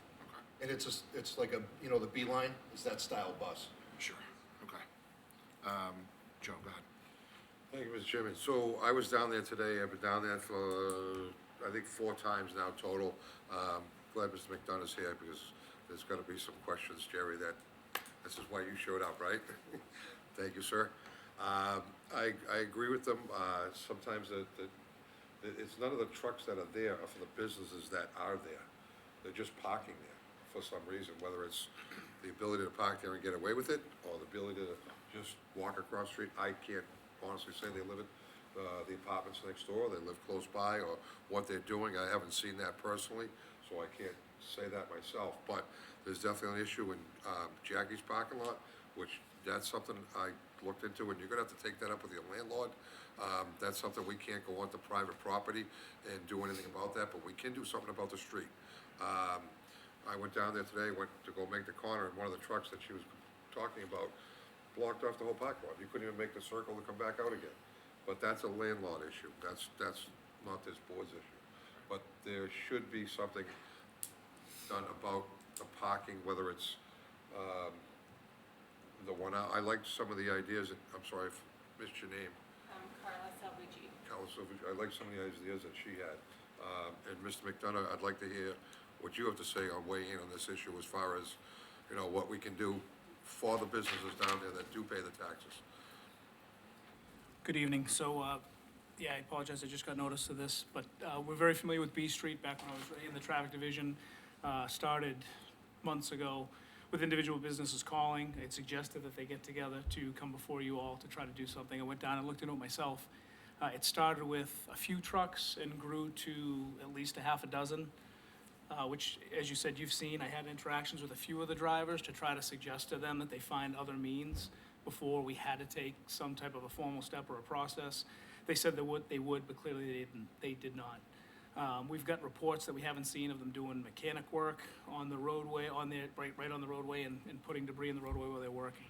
So from the police department's perspective, we see the issue and we understand, you know, their issue, that it's the hazard that it presents along the roadway, creating issues, creating traffic issues, and then just the visual of it, blocking potential areas for their patrons to park in. So it would support anything that we could do to help them out. Unfortunately, from the enforcement end, we don't have a leg to stand on until some type of regulations put in place. Okay. Thank you, Jim. Mr. Spaho, go ahead. Thank you, Mr. Chairman. Ma'am, my question is for Mr. McDonough. I mean, what else can we do other than your ticketing and then the tickets are just collecting on the, you know, the windshields? Do you have any other ideas and what do you think should be done? So putting signage up, because I'm not sure of what we have been ticketing. That is new to me. I'm glad that some action is being taken, but I'm not sure what we're actually ticketing for and if it would stand an appeal. But actually having posted signage that limits to 1 hour parking, 2 hour parking, whatever everybody collectively thinks, having some signage up can give us that enforcement leg to stand on. And if that includes, you know, violators will be towed, or if there's, you know, a subsequent violation, if we have the same vehicle, that gives us the ability to tow that vehicle.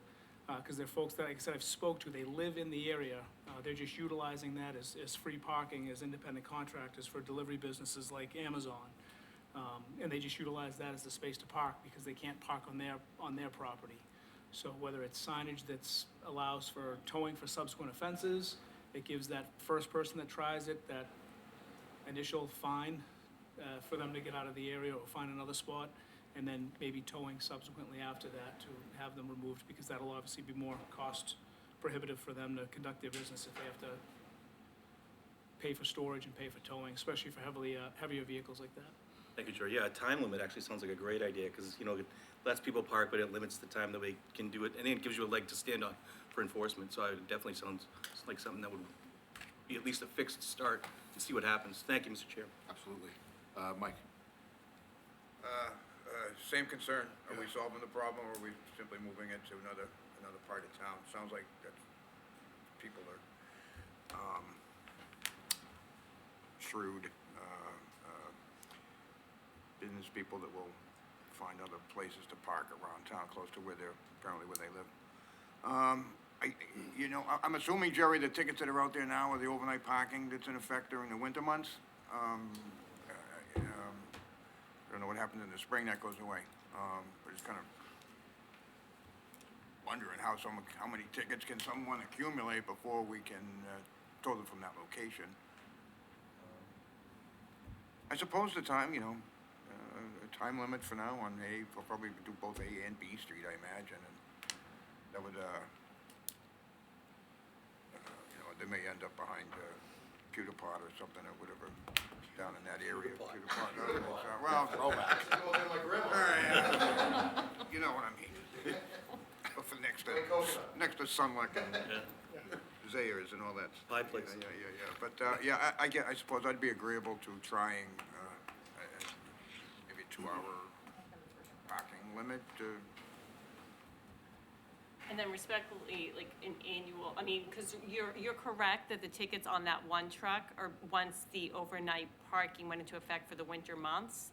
So we don't have the cars coming at 5 o'clock and lining up, but they're coming during the day. So the concern is obviously that once the winter ban lifts, the problem's gonna come back again, right? So if you're thinking about a solution, I respectfully request it's long-term, and maybe it's limited to 2 hours during the day, but then certainly no overnight, and I think that would resolve the problem.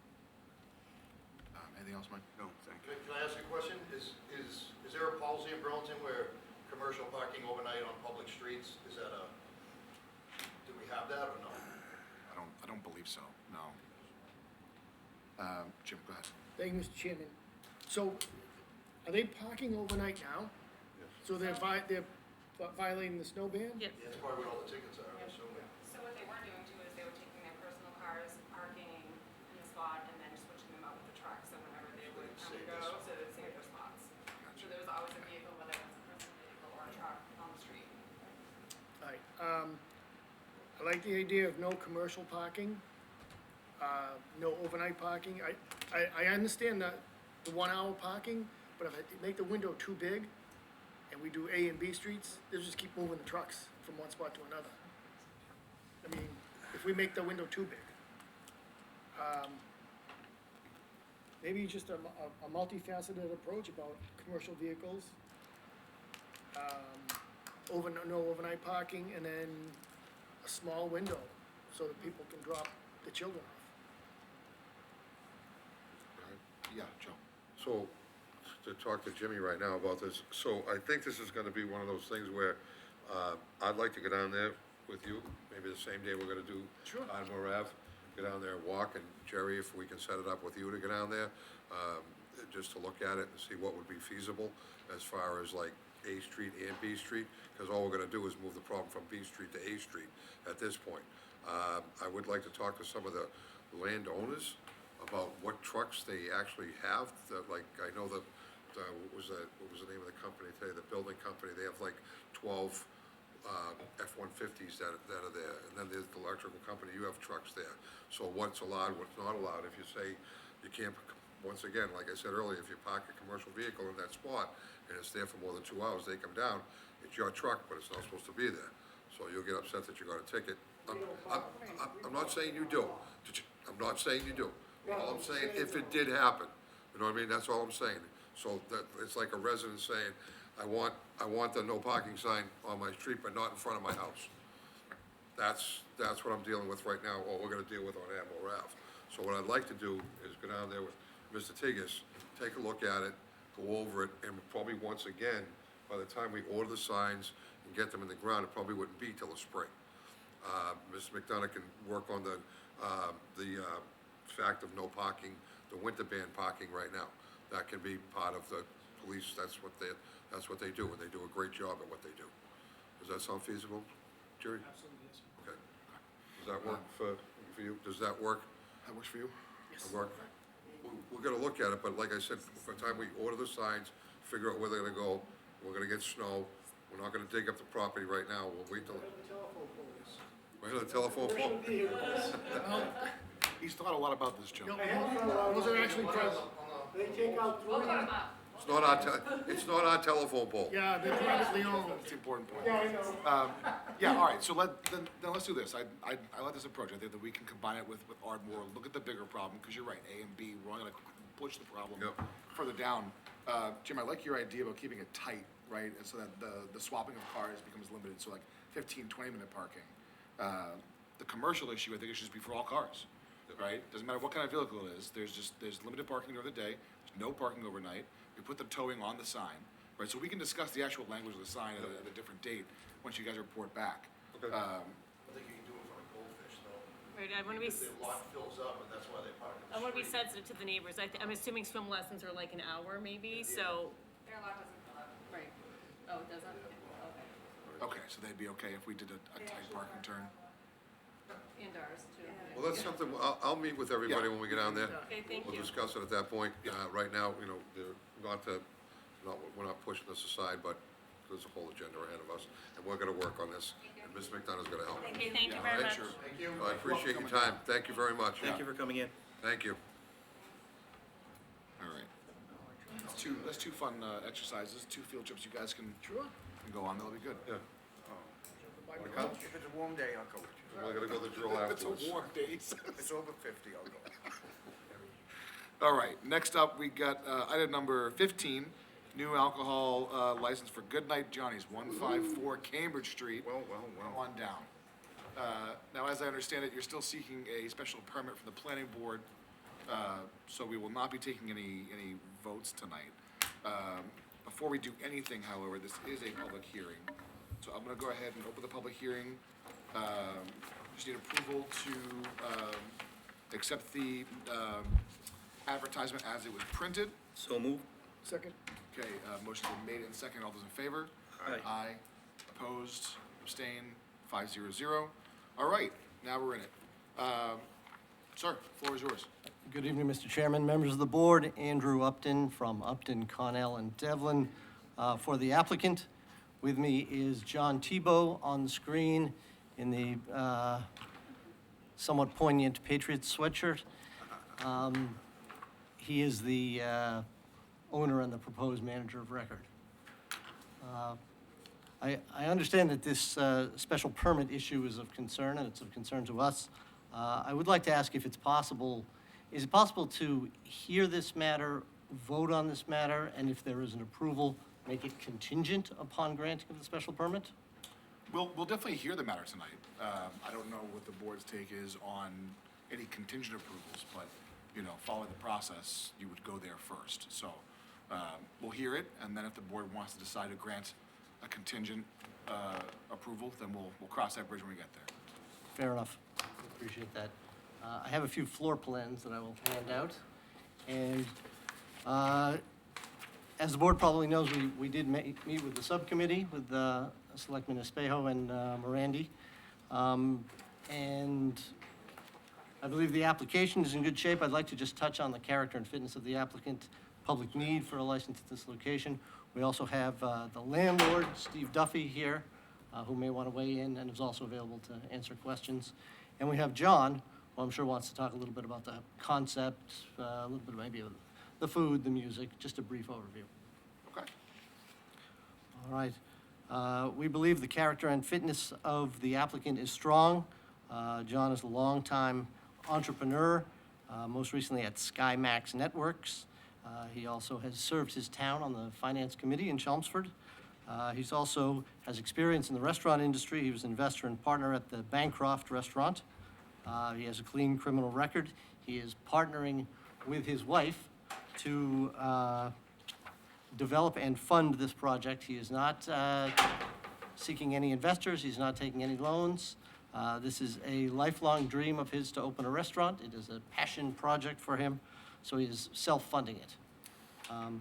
That being said, he is hiring professional restaurant development consultants to help with the fit out of the equipment, menu development, staffing, all this sort of professional stuff. John is very experienced and a big success in business, but he knows what he doesn't know, and he's looking forward to having professional help developing this concept. He is the proposed manager of record. He will be on-site developing the concept through opening. We expect at opening, he would hire an experienced manager. To become the manager of record, obviously we'd come back before the board for your approval. But since we can't hire one 4 or 5 months in advance, he would be the manager until then. That being said, we also believe there is a public need for a restaurant at this location. This is a designed restaurant space in the plaza. The landlord is seeking a mix of uses and has looked at numerous restaurant concepts and applicants and has decided on this one. The proposal is to have American-style comfort food with live music. It's expected to be a scratch kitchen with quality food, but as he describes it and can get into more detail, upscale comfort food. We don't expect it to be white tablecloth fine dining. We don't expect it to be steakhouse level prices. We don't expect to have any $25 cosmopolitan cocktails. Good food, good drink, affordable for friends, neighbors, families, and live music with possible dancing on Friday and Saturday night. Again, it would not be rock concerts, hip-hop nights, not that type of stuff. John's interested in jazz, maybe 80s cover bands, and he can talk about his dream to have a restaurant where he goes to and is familiar with the music from his era and beyond and is able to dance on the floor with his wife, and he thinks there's a real need for that type of establishment right here, right next door to City Hall. All staff will be TIPS trained, all customer-facing personnel will be TIPS trained. He understands that there are no bars in Burlington, that this is a restaurant first, and there's going to be no bar scene. And we envision a family restaurant with music. So that's the overview. Those are the two elements of the legal standard I wanted to touch on. And if it's okay with you, I'd like to turn it over to John to just give a little more flavor of the concept. Yep, go ahead. Good evening, can you hear me? Yes. Yes. Yes. Well, thank you for taking the time this evening to hear our proposal. I have been working for the past 10 years to open up a fine dining establishment with a music component to it. Once we found this location and kind of fell in love with the building and the mall, we're moving forward with the developer to put a restaurant where he envisioned the restaurant to be. And the vision that we have is that, you know, if you're sitting at home one night, you want to go out and have a fine meal, listen to live music, maybe do a little dancing. There are no facilities around that offer that type of capabilities, either in the suburbs or even in the city. There are no locations in Boston that offer dining, music, and dancing. And so this is what I've been trying to do for 10 years. We finally have the time and the resources to get one up and running. This location in the town of Burlington has been supporting fine dining restaurants for years, and we like the location, we like the town, we like the surrounding communities, and we're looking to be open by the end of the year.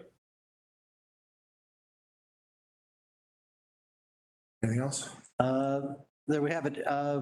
If we could have just a brief word from the landlord as to why this is a good fit for the plaza and the space?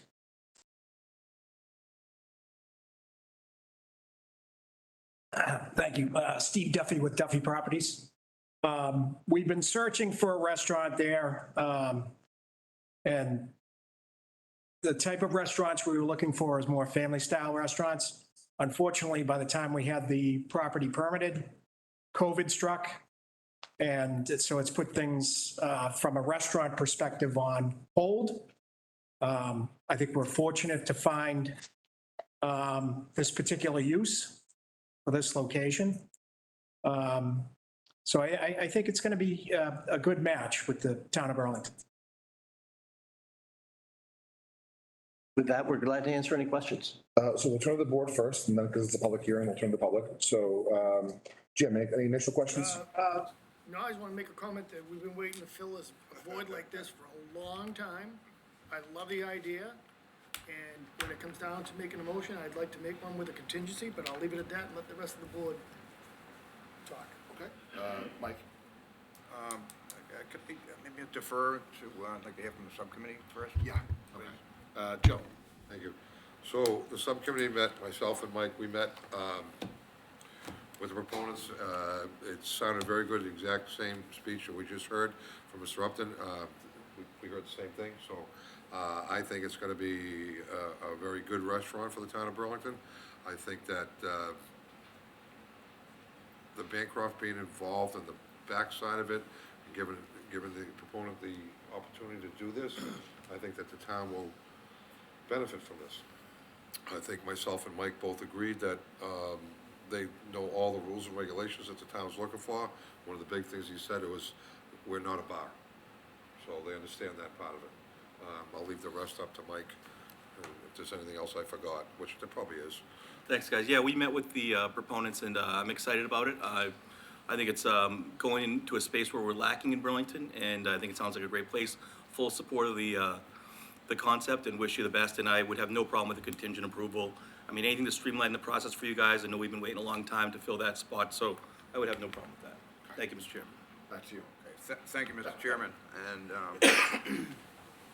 I would just like to say that to Mr. Duffy, here present tonight, from the outset, when they first came to us and started talking about, even just purchasing that site, we've always envisioned, we expressed to Steve and his brothers and other partners the type of dining we had in mind for that location, and this looks to be exactly, Steve, what we asked you to bring us. And I think everybody in town is excited to see that space filled with a restaurant. Everybody's been talking about it. It's been on everyone's mind. I see you've included some outdoor seating in the plan as well, which I like. That obviously proved very popular during the pandemic and so forth. So as the rest of the board has indicated that they're in support of this proposal, and I would also be. Anything else to add, gentlemen? No? Okay. Public hearing, I want to hear from the public, so anybody in the room, or if you're online, just go ahead and raise your hand, we'll call you up. I'm not seeing anybody in the room, but I am seeing a hand online. Mr. Prajapati, get him off of mute. The clock. hi, all I want to say is like, welcome to our town. You will be my neighbor and I'm really excited that you are coming to our town. So I hope things move very fast for you. Thank you. Great, thank you, Surprise Party. Anybody else?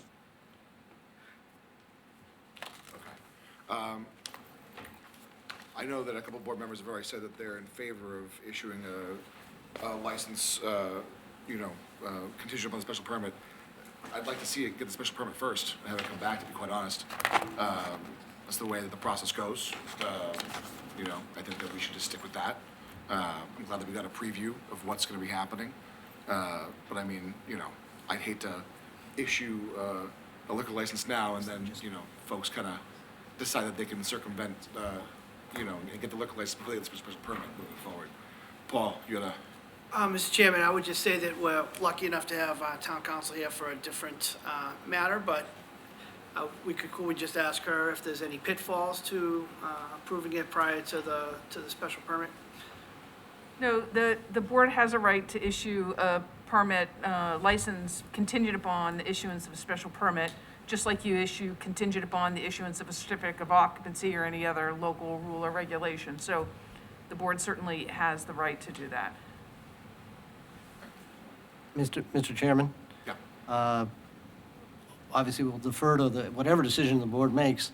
The reason we are asking for this is because, in our experience, the ABCC has been taking longer than usual in their process. So if you were to grant this with a contingency, the file could go to the ABCC, and while we're doing the special permit, we could be on a parallel track with the ABCC doing their work, and as opposed to waiting to get to them and letting them take 2 or 3 months, which they are. So that's sort of our interest here. So it would be a grant of the license, but not an issuance of the license. Right, no, I understand that. Joe, I saw you waving your finger, you want to add something? Is this license site-specific? Yes. It is? I couldn't remember. Thank you. All right, well, seeing as nobody else in the public wants to add comment, I think, Make a motion to close the public hearing? thank you, Jim. Second. Okay, motion's made and second. All those in favor of closing the public hearing? Aye. Aye, opposed, abstain, 500, close the public hearing. Okay, gentlemen. Mr. Chairman, I make a motion we approve the all-new liquor license for Goodnight Johnny's, 154 Cambridge Street, contingent upon issuance of a special permit from the planning board. Second. Okay, motion's been made and second. All those in favor? Aye. Opposed? Aye. Abstain. Okay, 4-1-0. Thank you very much. Thank you, good luck. Thank you. Good luck. Thank you. All right, next up, we got a, item 16, public hearing for alteration of premises. Pyramid Group doing business at Burlington Marriott, 1 Burlington Mall Road. Going to go ahead and open the public hearing. Just need a motion to approve the advertisement as printed. So moved. Second. You guys can decide who's moved and seconded that. I'll second. All right. It's been moved and seconded. All those in favor? Aye. Opposed? Abstain? 500. Open the public hearing. All right, Mr. Upton, the floor is yours once again. Thank you, Mr. Chairman. Thank you again, members of the board. Andrew Upton for the licensee. With me is Philip Bond from the Pyramid Group, who runs the hotel. What is happening here is they are doing a $2.5 million renovation. It's internal only. There is no increase in hotel size. It is a cosmetic renovation, which is expected to add about 38 seats in total. They're going to enhance the business lounge is the major thing. There's going to be better Wi-Fi. There's going to be better food. There's going to be a new cappuccino machine. But in terms of alcohol service, alcohol prices are going to be the same. They're the same in the hotel. Anyone can get into this business lounge area. It's the same hotel. It's the same exact square footage. It's the same licensed premise.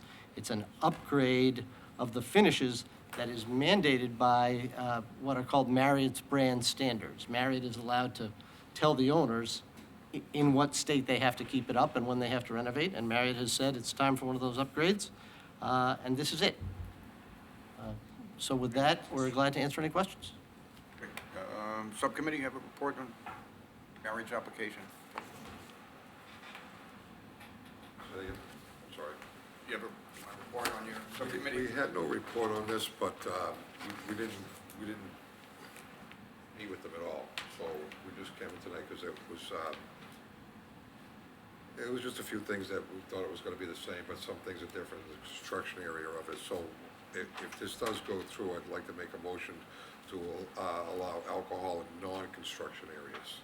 So that would be giving them still the room service and stuff. It wouldn't allow them to serve alcohol with this construction going on. That, Sort of. I knew there was some issues with the building inspector. I know there's some construction still going on there. They're operating while you're under construction, is that? Yes, portions of the first floor area are closed down for the renovation. Other portions towards the front of the lobby are all still open. The, lobby, the front desk, the great room, as we call it, the bar area, everything beyond that is still under construction. I think final inspections are the week of January 23rd for the building department, the health department, the plumbing, everything. So we have been issued the 2023 liquor license. Right. Which includes the premises that are under construction. But obviously, they're under construction and no one goes in there. We would not be serving any alcohol in there. But we'd agree to any contingency you might want to suggest, in order to codify that in some way. And then, once we get the C of O or the C of I and reopen those, then we just go ahead and resume service as usual. Where we leave off? Well, I had asked Joe to give a report from subcommittee. He had some concerns about construction. So they were just, I know the building department had some concern about still some areas still under construction. Sure. So Joe wanted to be sure the areas wouldn't be utilized for selling or serving alcohol. Sure. Until they get their full occupancy permit. We've been assured that that will happen. Okay. Right, no, we're totally on board with that. I mean, obviously Marriott wouldn't want us serving alcohol in a construction site, and I I'm sure. wouldn't think so. Right. Common sense. Paul, anything to add on this? I have nothing to add, Mr. Chairman, on this one. Okay. Let's go ahead and open it to the public. All right, so anybody from the public who wants to comment on this? No? Okay. All right, back to the board.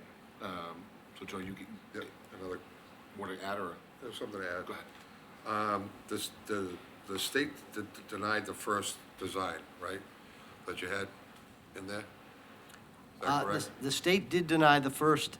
It wasn't so much the design, it was a description of it as a private club. Okay. Because that requires different licensure. But we have spoken with the Assistant General Counsel at the ABCC and explained that this enhanced business lounge, which used to be called the Marriott Club of some type, is just like any other concierge floor that you get at a hotel. It's not a private club. You can buy an upgrade in services to get in it, but it does not meet the definition of a private club because anyone can join. Has the state seen the new one yet? No, they would only see it after you grant it, then the file would go to them. But we have discussed it with them in advance, saying, this is what's coming, are you comfortable with it? And they told us to go ahead and file with you. Mike, anything you want to add? Oh, yeah, Mr. Chairman, thank you. It's similar to like an airport lounge, right, that you can add an extra benefit along with your reservation or whatever? Yep. Yeah, it just sounds like it was a terminology issue with the first go-around, so I really have no issues with this, Mr. Chairman, and that's why we really didn't meet with the subcommittee, because it seems essentially a definition issue that caused the snafu in the first round, so no issue. All set, thank you. Okay. Back to you, Joe. So, yeah, back to me again. So what happens if we approve this and they go to the state and the state denies it for a second time? Where does that leave us? It's a great question. They have to come back to the board. Yeah. They have to come back Yeah, here? they would have to address the state issues and come back to the So board. glad you're here.